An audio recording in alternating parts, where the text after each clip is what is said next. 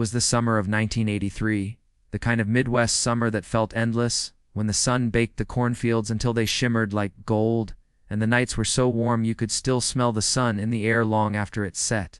Out past Maple Hollow, Iowa, the Henderson farmhouse stood alone at the end of a long, twisting dirt road.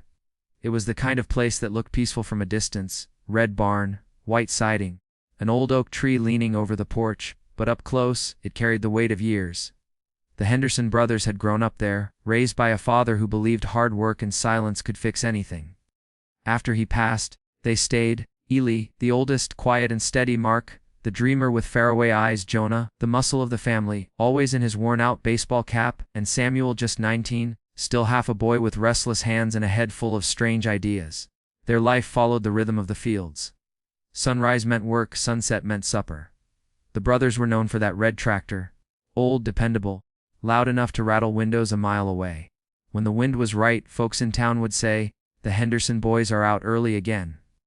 But something shifted that summer. The tractor wasn't the only thing humming in those fields anymore. The neighbors noticed first. The lights in the barn started burning later than usual, sometimes till dawn. The brothers stopped stopping by the diner for coffee, and when they did, they looked tired, distracted, like men carrying something heavy they couldn't talk about. The easy laughter that once filled their house was gone. Even Samuel, who used to sit out on the porch at night sketching strange symbols in the dirt, stopped coming outside. By mid-July, rumors had started spreading through Maple Hollow. A mailman swore he heard machinery running after midnight. A farmhand passing by said he saw flickers of light under the soil, glowing like fireflies where no fireflies should be. The sheriff brushed it off as gossip, but the older folks, the ones who remembered the land before the Hendersons, didn't. They said the fields had a hum of their own that year, something deep, mechanical, and alive. No one could explain it, but everyone could feel it. The wind didn't sound the same, the air felt charged, and the silence between crickets grew longer each night, as if the land itself was listening. The sky over Maple Hollow burned orange that evening, the kind of color that makes you feel like something is about to happen. The air was thick, unmoving, heavy with that electric charge that always comes before a storm. Inside the Henderson farmhouse, supper was on the table: fried chicken, mashed potatoes, sweet tea, and the smell of rain in the distance. The brothers sat together like always, but the silence between them was louder than the thunder rolling in from the north. Eli, steady as ever, glanced out the window and said they should secure the barn before the wind came through. But Samuel wasn't listening. His fork hovered in midair, eyes fixed on the darkening field outside. He said he saw someone, or something, moving between the rows of corn. A tall figure, almost human, gliding slowly through the stalks. Jonah laughed it off, teasing him for jumping at shadows, but Mark didn't laugh. He'd been hearing strange noises too, low hums that rose and fell like breathing whenever the wind died. By the time the first drops of rain hit the tin roof, the world outside had turned black. The wind began to howl, dragging the corn into wild waves that looked alive in the flashes of lightning. The brothers locked the doors, lit a single lantern, and huddled in the kitchen as the power flickered, then died completely. The sound of rain on the roof was deafening, steady, relentless, and the windows rattled with each gust. Eli tried to keep calm, saying it was just another summer storm, but every time thunder shook the house, they all flinched like they were waiting for something worse. Then, through the chaos, came a sound that didn't belong, faint at first, barely audible: the slow cough of an engine trying to turn over. Jonah froze mid-sentence. Eli's face went pale. The red tractor was in the barn, locked up tight, the keys sitting right there on the counter beside the lamp. Yet the sound grew louder, more insistent, the rhythm unmistakable. When the engine finally caught, its deep growl rolled through the storm, cutting through the thunder like something alive. The brothers looked at each other, fear plain in their eyes. "Maybe the wind tripped the ignition," Jonah muttered, but his voice cracked halfway through. Eli grabbed a flashlight, his hands shaking just enough to make the beam dance on the walls. They stepped into their boots, their shadows long and unsteady under the lantern light. Rain slammed against their faces as they pushed open the front door and ran toward the barn. The storm roared around them. Flashes of white light, the metallic scent of ozone, mud sucking at their boots. And then, just for a second, the tractor's headlights flickered. 2 perfect circles in the darkness, before vanishing again. When they reached the barn and yanked the doors open, the engine was dead. The only sound was the storm. But in the slush-covered dirt, 4 sets of muddy footprints led straight out from the tractor and back toward the house.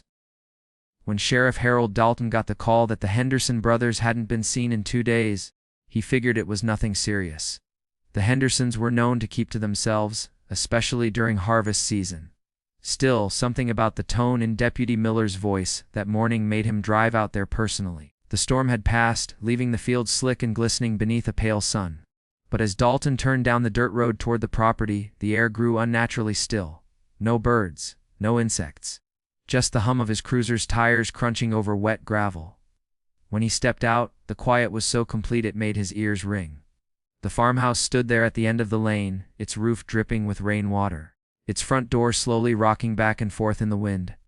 The sheriff called out, his voice echoing across the open field, but there was no answer. Inside, the house felt frozen in time. Breakfast plates still sat on the kitchen table, half-eaten chicken, cold coffee, a puddle of syrup spreading across the wood. One chair had been knocked over, but otherwise nothing seemed broken or disturbed. No signs of struggle, no sign of life. It was as if the brothers had simply vanished in the middle of a meal. The air smelled faintly of wet earth and diesel fuel, an odor that had no business being inside a house. Dalton's flashlight beam caught the old radio on the counter, still plugged in, still humming with static, its knob turned halfway like someone had been trying to tune it. Upstairs, beds were unmade, lamps left on, and Samuel's drawings, those strange symbols he used to carve in the dirt, were scattered across the floorboards. Each one showed the same thing, circles drawn in layers, like ripples spreading from a single point. The sheriff gathered a few pages, folded them, and slipped them into his jacket, though he couldn't say why. When he stepped out toward the barn, a cold wind rolled off the fields, carrying with it the faint smell of gasoline. The storm had torn part of the barn's roof away, and the morning light spilled through the gap like a spotlight, landing directly on the red tractor. Dalton had seen that machine 100 times before. Always spotless, always well kept. But now, its hood was streaked with rainwater, the front tires sunk deep into the mud as if it had tried to drive forward and gotten stuck. When he touched the hood, it was still warm. The key was still in the ignition, twisted so hard it was bent. That's when he noticed the scratches. 3 long gouges carved deep into the wooden beams, running parallel from top to bottom. They weren't random, they looked deliberate, forceful, like something with claws had tried to dig its way out. He snapped a photo with his Polaroid, and for just a split second, as the flash burst in the darkness, he thought he saw movement in the reflection, something tall and pale standing behind him. But when the light faded, the barn was empty. Only the muddy footprints leading out the back door remained, bare and human, disappearing into the cornfields swaying in the breeze. 3 days after the sheriff's visit, a local farmhand named Riley Cooper showed up at the station, his clothes still damp from the morning dew and his hands trembling. He said he'd found something out near the Henderson property, something he didn't want to keep in his house another night. Wrapped in a plastic feed bag caked with mud was an old VHS tape. The label had peeled away, but faint black markers still spelled out one word, Shom. Sheriff Dalton didn't have a VCR in the station anymore. Nobody did. So he brought the tape home, dug out his old player from the attic, and sat down in his living room with a notepad and a cup of black coffee. The screen flickered to life with static, lines rolling up and down, and then a shaky image of the Henderson kitchen appeared. The time stamp read July 14, 1983, 11:47 p.m., the same night as the storm. At first, it was just the brothers laughing, drinking, their faces half lit by the lantern on the table. But as the minutes rolled by, the mood shifted. Eli stood up, walked to the window, and whispered something to Mark, too low to hear. The others followed his gaze. The camera tilted toward the glass, and through the reflection, a faint blue glow could be seen pulsing from the barn. Dalton leaned forward, his pulse quickening. The footage cut to black for a moment, then came back, this time in the barn. The camera shook violently, as if someone was running. The tractor's engine roared, headlights bursting through the dark. The lens caught brief flashes of faces, Jonna shouting something, Samuel holding up his hand, his eyes wide with terror. The next frame was chaos. The camera dropped to the ground, spinning sideways, showing the lower half of the barn door trembling on its hinges. Shadows moved past in quick bursts, tall, narrow, flickering shapes that didn't move like people. The hum started then, low, metallic, almost like machinery, and the sound grew so loud that it made the audio crackle and distort. The screen turned white for several seconds before cutting back to the inside of the house. The brothers were gone. Only the lantern remained, burning low on the table, casting long, trembling shadows on the walls. Then came the part Dalton couldn't explain. The camera, still recording, slowly turned by itself, panning across the empty kitchen. There were no footsteps, no voices, no sound at all. Just the faint static hiss. Then the image began to distort. The walls seemed to breathe, the lights flickered, and a dark shape started forming near the door. It wasn't human. It was too tall, too still, with joints that bent the wrong way, its head tilting unnaturally toward the lens.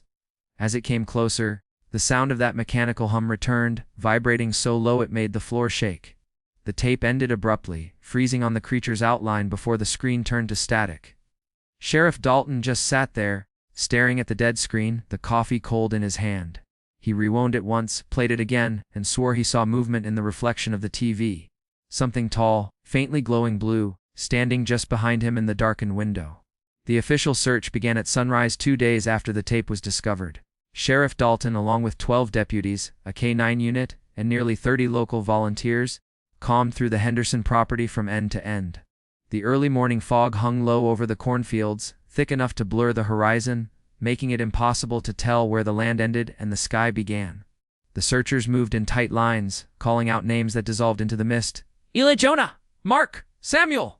Each echo returning softer, more hollow than before. From a distance, the old farmhouse looked peaceful again, but up close, the earth told a different story.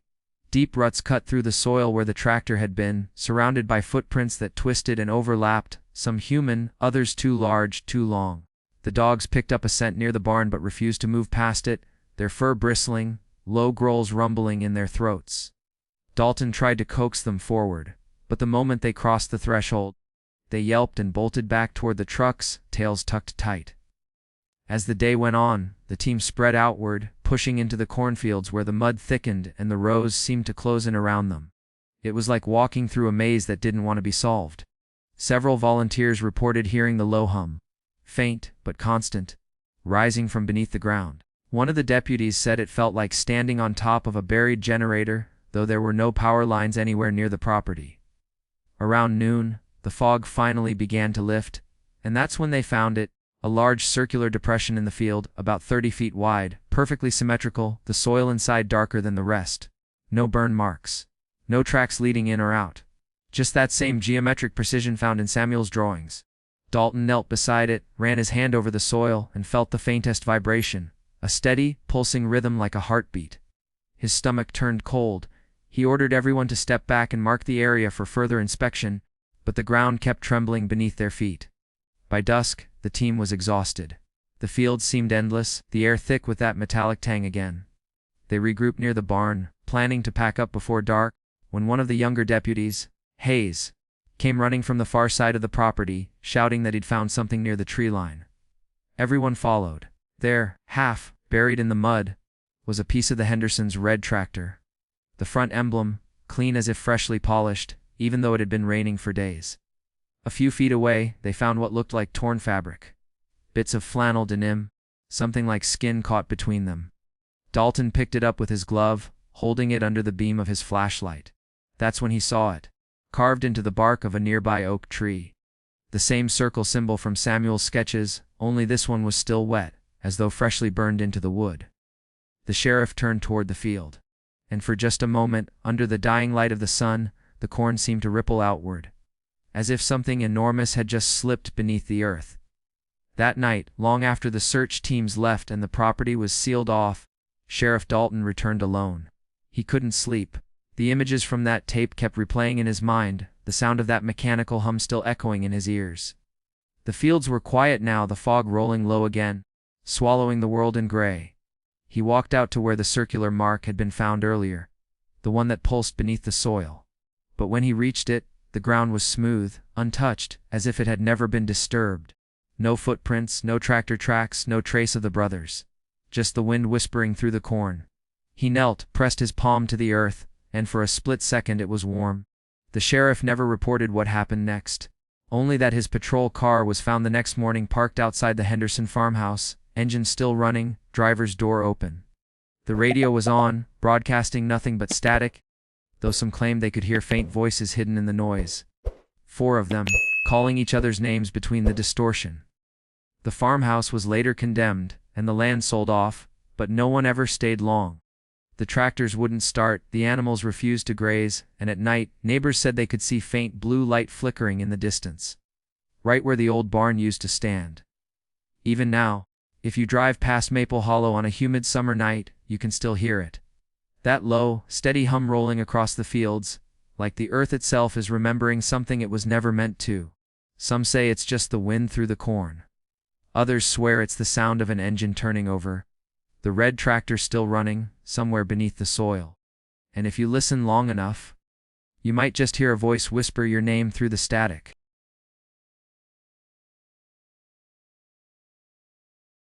If you liked this video, don't forget to hit that like button, share it with your friends, and drop your thoughts in the comments below. Most importantly, subscribe and hit the bell icon so the next secret finds you first.